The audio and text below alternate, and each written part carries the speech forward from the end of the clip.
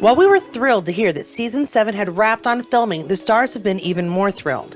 Last week we saw Kate enjoying one of her loves, fashion, and this week we have nearly the rest of the main cast for Season 7 with events, releases, and just the thrill of being home. And of course, I wouldn't be me these days if there wasn't a little something from an alum or two. So what I thought would be lucky to be a 1-minute update has expanded as our stars share thanks to social media. Hi and welcome back to Katie's Corner in Space as we freak out just slightly after having made it through week 45 and realize how close we are to a year of no new episodes of Outlander. But we are also getting closer to summer and hopefully an official release date. But for now, let's see what our Mr. McTavish is up to after that splendid castle wedding. It seems he's run into another wedding and a joyful celebration.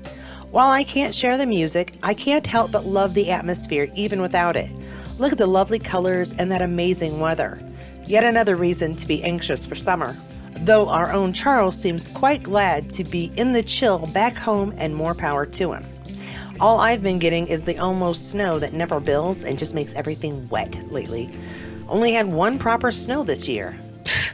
We also had some birthdays this week with our own Sophie Skelton and Tobias Menzies. It's also been a fantastic week for Kate as she's awarded a nomination for the IFTAs, an award she won back in 2018 for her season 3 performance.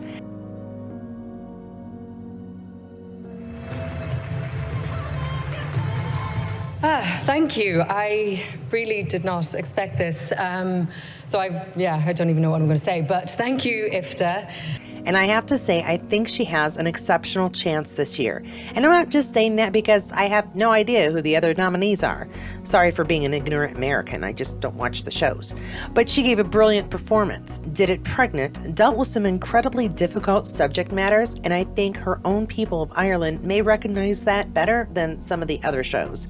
Sometimes I feel like certain award shows, whom I would never name, are political popularity contests and truly exceptional actors and artists contributing just get looked over. Just my opinion. Go on and yell at me in the comments, but what's the point of having my own channel if I can't express myself a bit? Back to it. Lauren Lyle, aka Marcelly, had a chat on BBC Radio 5, and I do hope I said that right, and shared some really great news for those who watched Karen Peary, which yes, of course I did, thanks to the joy of yet another free trial. And that news is that Karen will be back for yet another season, and this time following the second book in the series, which led Lauren's desire for a particular location. Let's have a listen and check out some images as she prepared for a night out as well. And there's a bit of a bout in Tuscany that goes on, and I have said to Emer, I know that there is Tuscany, and if Karen doesn't go to Tuscany, I will not do it. Lauren also shared some stories of recognition. There was actually a really bad one recently where I was at a big BAFTA party. Oh my God, you're Karen, oh my God. Freaked out, and I was like, had a wee bit of a drink in me, and I was like, we've actually got a second season. And I went, sorry, who are you, by the way? And he went, I'm an editor at The Independent. No, you can't tell anyone that. We've not told anyone that yet. And one fun fact that got her first job. And I think it's because you were a gymnast, were you not? I was. Yes. For 10 years. I competed for Scotland and Britain. Got me my first ever professional job. I did the Crucible at the Old Vic Theatre in the West End. Casting director said to me, they're looking for girls that can do a bit of movement as well. And I was like, well, I can walk in my hands. And she was like, can you? And I was like, yeah, shall I do it for you now? And they were like, yes. Did it for them. She's like, wow, you must meet the team. Of course, I wouldn't do an update without Sam because he's always out there doing something worth sharing. And this week, he's got something really rare. His own custom Triumph built around his Sassenach brand. And here is where I shut up for a moment as the experts fill us in on this fantastic looking machine. A few months ago, this is part of the VIP build-off of Triumph UK, and this was built in our workshops. We liaised with Sam about what he wanted to do with the bike, and just like his fine whiskey, we blended and got some ideas together, and then this is what we came up with. Now the bike itself is a Scrambler 1200 XE. There's a custom paint job on there, the exhausts, and then as you come in a little closer, you'll see lots and lots of style notes there, about the Sassenach whiskey. So here he is, the man himself. Yes. Hey up, Sam, how's it going? Hey up. Yes, I'm very, very excited. Finally, we can reveal the Sassenach Scrambler, and it's honestly the best bike here at the Scottish Bike Show. Honestly, the guys have done such a great job. Huge thank you to everyone at Triumph and at Customs. They've just done such an amazing job, and I can't wait to ride it. Obviously, you know, the colour scheme we've taken from the whiskey. We've got a wee secret whiskey compartment in the back there on the saddle.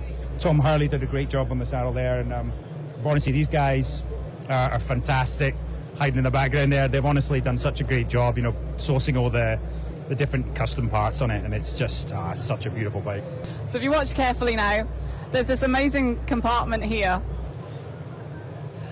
which has the little whiskey pieces inside where you can have a wee dram. And if you look a little further, you'll see the Sassenach lighters here down on the floor. If you head round to the front, in fact, there's a wee hip flask on the front. Say that again, John. I said you can't have glasses without having a special hip flask to pour the Sassenach whiskey into.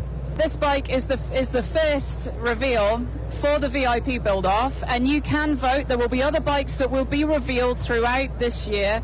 Now, before we head off to tackle week 46, Diana generously shared once again a taste of book 10.